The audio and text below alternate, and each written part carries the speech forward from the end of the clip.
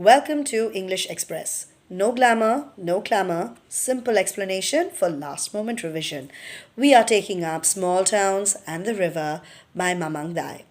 In this particular poem, we have two ideas or two abstract ideas to be more specific contrasted with one another. On one side, we have the image of the river, which is depicting a flow and gush of life, okay? And on the parallel side, it's a juxtaposition of a contrasted idea of the small towns, which depicts a limited span of life. This particular poem is highlighting the impermanent nature of human beings over the flow of the river. If we closely read through the lines, small towns always remind me of death. That's what the poet says, which highlights a very somber or a serious tone. At the same time, it is a depiction of the idea of death. My hometown lies calmly amidst the trees. It is always the same. In summer or winter, with the dust flying, or with the wind howling over the gorge, down the gorge. Let's look at these ideas or these thoughts. My hometown lies calmly amidst the trees, highlighting the hometown being in the midst of nature. It is always the same, highlighting a drab, monotonous picture, the weeping picture of those who have lost their lives. It's always the same, the circle and cycle of life which comes and ends in death. Whether summer or during winter, with the dust flying is again a metaphorical sense of the lack of change and growth, which could be depicted as a symbol. Or the wind howling down the gorge. Even the wind seems to be flowing or blowing rather in a monotonous way. So everything is so dull, somber, and limited, lifeless, like the town which is very limited. It's a gloomy picture of death which is clearly established. Just the other day, someone died, which clearly establishes on the line that I just said previously. In the dreadful silence, we wept. So it is dreadfully silent, highlighting that there is a mourning over the loss of the dead ones. Okay, dreadful, which is very scary, but at something here, dreadful highlights that it's become a habit. People have become habituated to accepting the limited span of life. Looking at the sad wreath of tuberoses. This idea highlights the concept of communal mourning. What is communal mourning? When a community comes together to mourn over the loss or death of someone. And this is exactly what is happening when they all come together. We wept, looking at the sad wreath of tuberoses, as if the wreath which has been brought of tuberoses highlights that they have come to commemorate. Like we celebrate life, we also celebrate death. So it's almost commemorating the death of a person as a very serious, somber idea. Life and death, only the rituals are permanent. The two constants, the two things that are constant, life and death, life and death. It's a repetitive cycle which is taking place, and these are the rituals which lies permanently. If you are born to die. And then again another cycle of life and death. That this total image is being contrasted as we follow up with the next lines. The river has a soul.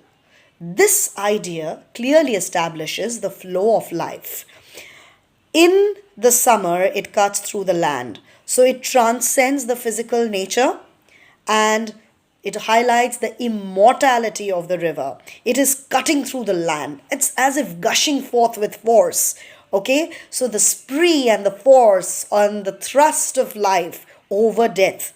Like a torrent of grief, sometimes, like a torrent of grief, underscoring the ceaseless morning, small towns experiences, and the river seems to be rejuvenating things and bringing life to death and monotony. Sometimes, sometimes I think it holds its breath, seeking a land of fish and stars. So, in other words, the transience of human life and permanence is being highlighted, of nature and rituals. When we talk about the different domains of the natural world, we are talking about the fish and the stars. Fish refers to a creature which is found in the rivers. Okay, whereas the stars is something beyond our reach in the skies. Okay, but seeking a land of fish and rivers, it's as if bringing domains of the natural world, the mythical world together. Okay, and then what happens? The river has a soul. It seems that the river has been personified as if having a soul of its own. Okay? It knows stretching past the towns. So the river stretches along the town, from the first drop of rain to dry earth. So the river makes the entire land pulsate with life. And mist on the mountain tops. Water to something dry, to something parched, is like adding life. So the river adds life to the drab, monotonous situation. The river knows the immortality of water. So the river is jolly well aware of the ever changing but never ceasing to exist value of the immortality that is carried on by water. Water itself is another reflection of life. A shrine of happy pictures marks the days of childhood. The river is compared with, it's almost a reminder of childhood compared with a shrine or a temple of joy and innocence. Marks the days of childhood, it is marking the innocence. Small towns grow with anxiety for the future. See, when we are children, we are not worried about our upcoming responsibilities. As a child, you don't have much to think about because there are some other people to think for you, for instance your parents. But as you grow, you are burdened with responsibilities, burdened with societal pressures, just like the small town which grows with anxiety for the future. And unlike that, the river is full of life, depicting that innocence and purity, which is also represented and replicated by our childhood days. The dead are placed pointing west. This is, in all probability, a depiction of a ritual followed specially in the mountainous hilly regions where the dead bodies of the respected dead people are placed with their bodies pointing to the west, just like the sun that rises in the east, which is a depiction of life, and it sets in the west. It is symbolic that the dead are setting in the west, like the life which grew in the east now comes to an end with their bodies being pointed to the west, which is ritualistic as well as symbolic. When the soul rises, so the soul seems to leave the body and move out. It will walk into the golden east. So it is almost like a renewal and rebirth of a new life which is being depicted into the house of the sun. A complete idea of the body and the soul together, where the body is placed towards the west, the soul rises and reaches out to the house of the sun, where it experiences rebirth or immortality, if I can project it in that way. The concept of the cool bamboo. In the cool bamboo, restored in sunlight, life matters like this. Let's look at the example of the sun. Sun is the source of energy. Sun is the source of enlightenment. Now, when we are looking at the symbol of a bamboo, the cool bamboo depicts the soul. Depicts the body. Okay, a body without life is cool. Okay, so the bamboo is very cool as it lies, lifeless, restored in sunlight. The sunlight seems to be the source of energy. So the sunlight depicts the soul, which is literally moving into the cool bamboo. So the rays of the sun, restored in sunlight, the bamboo rejuvenates to life.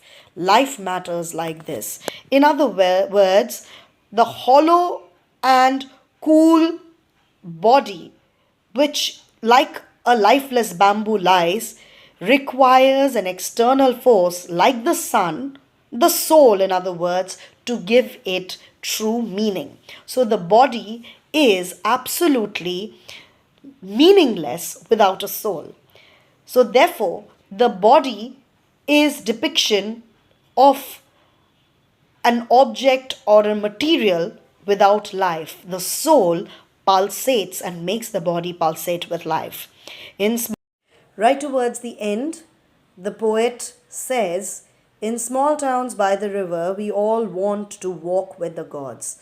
So, in spite of the small towns being so limited, so lifeless, so dull, somber a picture, the poet wants to end on a very optimistic note, stating that they all want to walk with the gods. In other words, after the cycle of life is completed, the river's immortality should be reflected through their souls as well.